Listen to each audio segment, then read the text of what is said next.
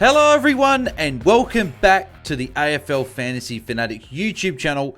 Round 23 is done and we have one more week of this wretched season of injuries. And I say wretched, right, because I had a solid week, but we have another injury to deal with and everyone will have this injury to deal with in being Harry Sheezel. But apart from that, solid week. 24.94, round rank of 3,822, so up 229 spots, up to 1648. So an outside chance of top 1,000. I don't exactly know how far I'm away from 1,000 spot. I have to have a bit of a look and 70 points up, but probably a little bit too far. But I guess we'll give it a red hot crack and see if we can crack the top 1,000. But obviously we've had a couple of good weeks to get inside top 2K, so even top 1,500 would be a nice little target to aim for, hopefully, this week. But yeah, in terms of trades this week, Naz to Blakey and Bont to Ashcroft's obviously 2 forced trades. That's 3 weeks in a row of 2 forced trades.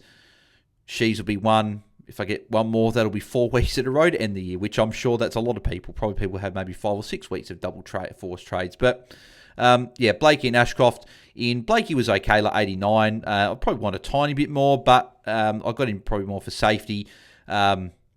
Like looking at now, Ollie Florent would have been a nice pick, getting a 120. That would have actually got me over the 2,500 mark, which would have been nice. Only 6 points off, so pretty close to that marker. But Ashcroft, I was just happy to get in. I just wanted him in. He was the only big guy I didn't have left.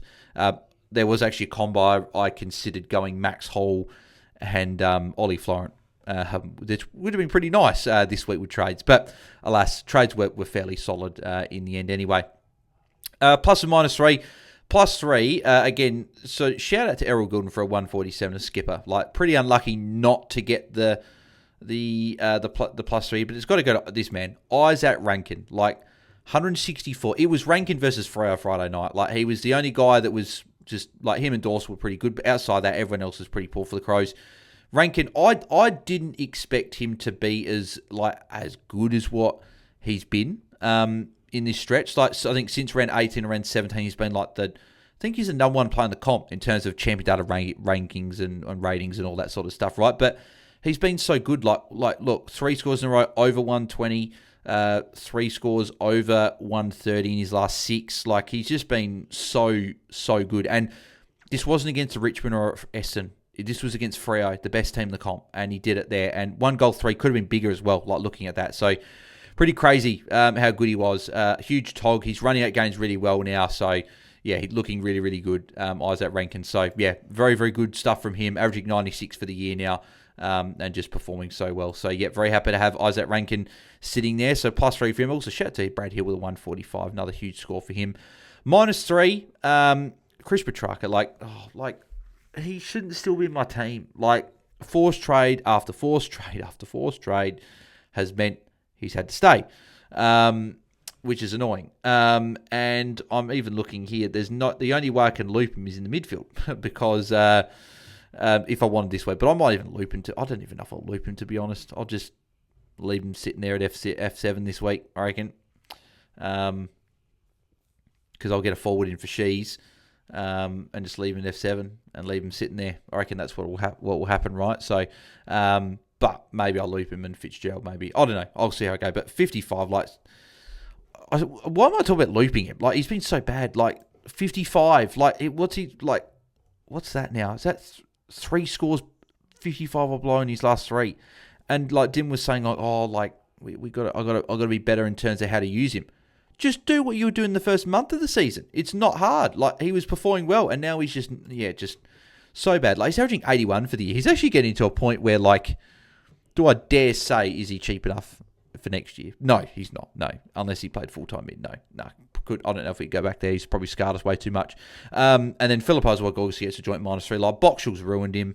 McRae came in, obviously played, but it's Boxall's the big one that's ruining, because McRae's just come in replacing Naz, right? But Boxall's come in, and since he's come in, funny enough, he didn't play against North Melbourne, but Boxall's been the last 3 weeks, and that's where Phillippo's just gone back to really bad Phillippo. So, yeah, not good.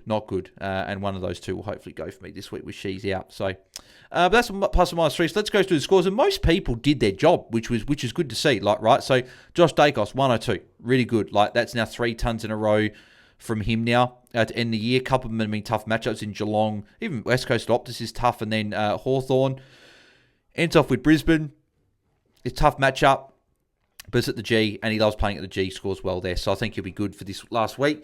Lockie Whitfield, again, I thought he was going to get tagged. I was worried about this score, but 112, again, just gets it done yet again.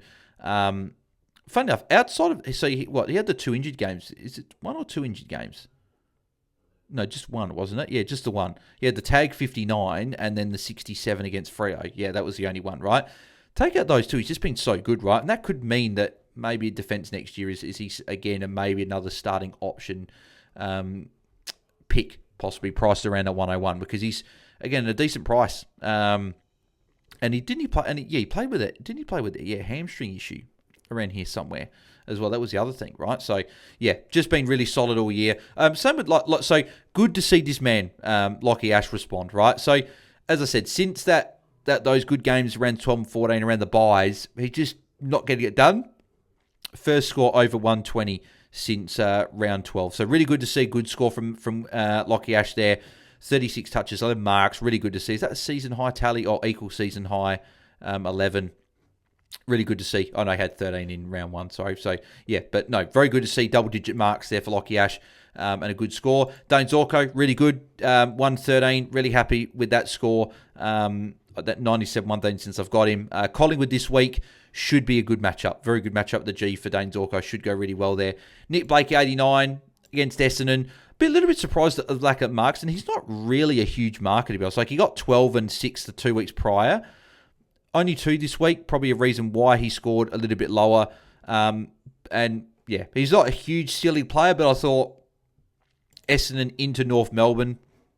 Hopefully this week he goes well in that matchup to end off the season at the SCG. Hall Khan, really happy with that. Like, big last quarter, 35-point last quarter to get that 77. And he just, again, take out that 59 in the wet. He just gets these 70s and 80s. Just really solid bench cover. And as a Zorko owner, that's pretty handy to have him there as like some coverage there. And Zorko plays obviously Friday night, right? So that'll be good to be able to see how he goes. Artemis 46, obviously just stuck on the bench at the moment. Will Ashcroft 114. Yep, pretty happy with that. Obviously, yeah, would have loved the 120 like he'd be doing every other week. But 114 still can't complain with that. 31 touches, 8 marks again. Just getting plenty of the ball, and I really enjoyed watching him. It's really good to own him, so it'd be good to own him for this last game of the season as well. Nick Dacos 115. Yeah, really good. Nick just continuing over these good scores. But funny, if you look at, he hasn't gone 120 plus since round 16, which I thought was surprising. Look at his numbers, right? But it's just been consistent. Like, he got 97 against North when he got tagged, 109 against Mullen, but it's just 115, 111, 116, 113, 111. Like, just really solid, consistent numbers. So, no complaints here. It just means that at the moment, he's just not the guy you want to VC. Well, he hasn't been the guy you would have wanted to VC or see the last sort of 5 or 6 weeks, because that 110 sort of his score is frustrating, right? Could he go 120 plus against Brisbane this week? Absolutely. So that'll be just something to keep an eye on. And I think there's a chance he might, because he hasn't gone big for a while. But even still, we're all enjoying owning Nick Dacos, obviously. Jordan Dawson, 111. Yep, solid. Freo, tough matchup. So back-to-back decent scores. Got the Giants at home this week. I'm a little bit... I wonder with Dawson ranking this week, in terms of, like, obviously, there might be VCC considerations this week, but I just wonder...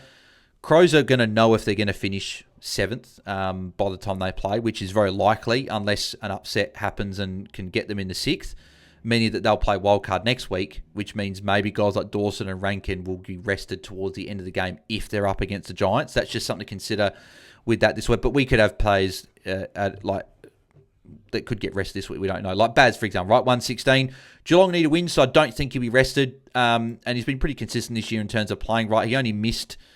what game did he miss? He missed one. Red 15. Can't remember what it was. Was it illness or I think it was illness, wasn't it? Or something, or like a hamstring issue. I can't remember what it was, but he missed one game. But he's been pretty good this year, Baz. Richmond this week should be good, but 116 was good against North. Obviously, Errol has been absolutely fantastic last few weeks. 147. 3 scores over 135 in his last 4. He looks so hungry. Like he's getting back into defence and just calling for little handballs that and they just give it to him at every opportunity. So it's absolutely fantastic.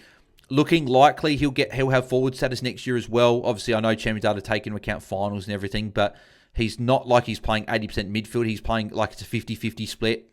He's still playing about 25-30% forward, so I think that'll still be enough to get him forward status next year, which he'll be the Harry Sheezer of next year. Like, he'll be selected by 60, 70, 75% of people. Everyone will own him as a clear number one forward, and hopefully that's the case because of how much forward Tommy played. So, obviously love owning Erwin. Obviously very, very happy with him as skipper.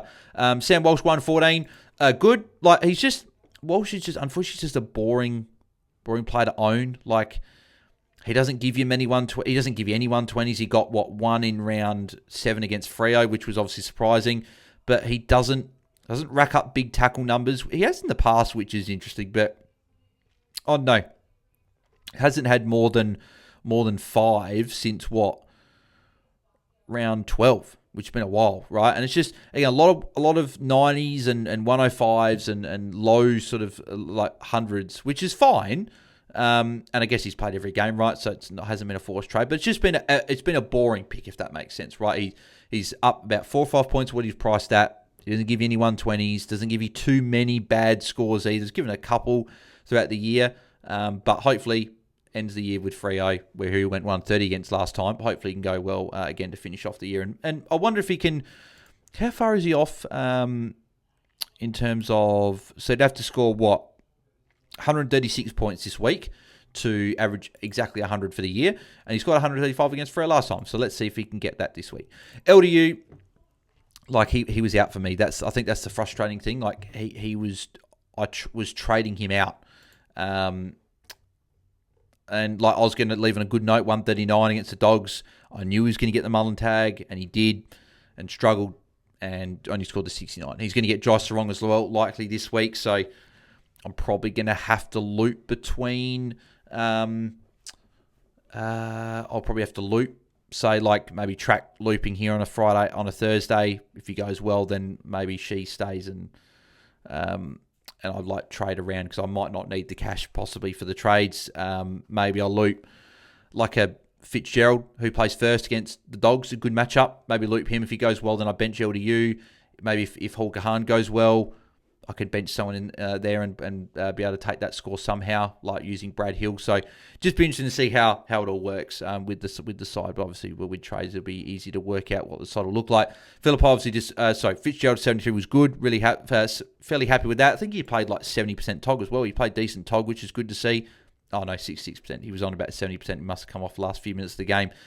There, his tackles are really good, which is good to see. Just not as many marks. Obviously, he's not a huge marker there, but obviously good matchup against the Dogs in the last game. Hopefully can go well. Might be able to leave him on. Philippi bad. Banks bad.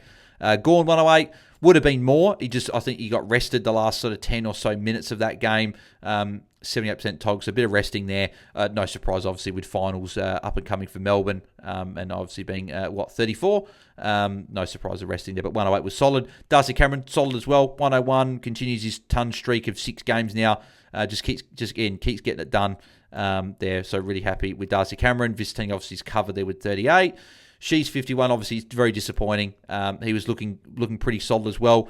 Only 40% TOG for 51. But unfortunately, obviously the injury there to Shees, which means probably season be done. Rankin 165, as I mentioned before, very very good. Very happy with that. Brad Hill 145. Again, just since Sinclair and that have been out, he just keeps getting it done. And again, another really nice score. What's that? 3, so 1, 2, that's 4, 1.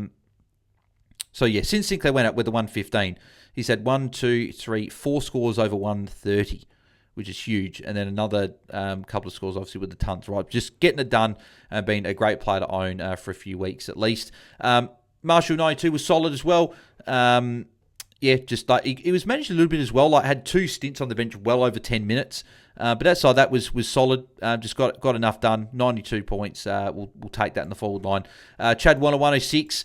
Slowed down the last quarter. I think he had like 4 points or something like that, but still another ton for Warner. That's now 4 in a row. Hasn't gone below 93 since round 11. Just been a really consistent player and playing really, really good footy as well. Just watching Chad, he's playing with so much confidence and playing really well. Cozzy 88, little bit down. Cozzy this week. 88. I know he copped did he come off for a blood roll at one point as well? Yeah, just only the one mark. No goals for Cozzy, but got the Dogs this week. Another good matchup at the G there. Big game for both Melbourne and Brisbane. Obviously, track counted with a 55. Disappointing. I'm hoping with Dimmer's comments that he has a really good game to finish the year, Petrarca, but yeah, I'm not holding my breath. Then Banfield and Franco, obviously, my red dots. But obviously, Franco will be my only red dot this week because Banfield locks first game. Gallup will be back into the side. So, yeah, when's West Coast? Oh, they'll play the last game. So at least it's the last game. You get a look, but obviously it might need to be possibly an earlier VC. If I'm looping, say, Fitzgerald on the bench, maybe it's got to be an early VC possibly. That's something that I've got to consider. But, yeah, not having a lot of red dots is going to suck a bit, obviously, unless that would be, say, like does Shees stay? And I get, like, if someone scores well, do I just go down to a red dot? Or something like that. I don't know. But anyway, my trade plans at this current stage, obviously, Shees is probably going to have to go. I think I did it quickly, and I think I could do like a combo of like a Horn Francis for Sheasel and then go Filippo up to Zach Merritt, which I don't mind. I quite like Zach Merritt as an option this week. Probable last game for Essendon this week could be a solid option. I could go like a Burgoyne in defence or like a John Noble, who have got obviously big ceilings there as well. I think I'm like 20-odd K short of Max Hall and Merritt. So I don't know if there's a mid that's like cheaper than Zach Merritt, possibly, or if I trade LDU possibly over one of those guys, then maybe I'd be able to get that done there. But I guess we'll have to see what trades I end up doing this week. But yeah, she's obviously gonna have to go to be able to do a bit of things. Could get Joe Richards as well as another player that I could be maybe getting in my team as well. Alrighty, well, that will wrap us up for another round review. So that'll be the last round review of the year, because obviously we'll just do my season recap on the pod next week with all the guys. This will be the last sort of Monday video that drops every week. So, but yeah, no, if you did enjoy, as always, make sure you do smash a like on the video and subscribe to the channel if you haven't already. Less than 70 away from 5K. So if you can help us hit the goal, that'd be very much appreciated. But yeah, obviously, all the usual content for the final time this year will be on the channel all throughout the week. Obviously, with AFLW content, obviously, during the week as well. And then, obviously, from next week onwards, it'll just be AFLW moving forward. So make sure you subscribe and turn the little bell on so you don't miss when we've got content dropping as well. So, but yeah. Thanks for tuning in, everyone. We'll catch you guys tomorrow night for our Q&A, our last Q&A of the season, that being 8 p.m. Eastern, 6 p.m. per time tomorrow night, as always, answering all of your questions for the final time this year, apart from, obviously, a pre-lockout chat coming later on in the week. So thanks, everyone, for tuning in. Let me know in the comments how you guys went. Let me know your score, round rank, overall rank, plus and minus threes. Let me know in the comments below how you guys went in round 23. I know there were some big monsters out there, so let's see how many big scores in the comments. So thanks everyone for tuning in, and we'll catch you guys tomorrow night for a Q&A. Thanks everyone. Catch you then. See ya.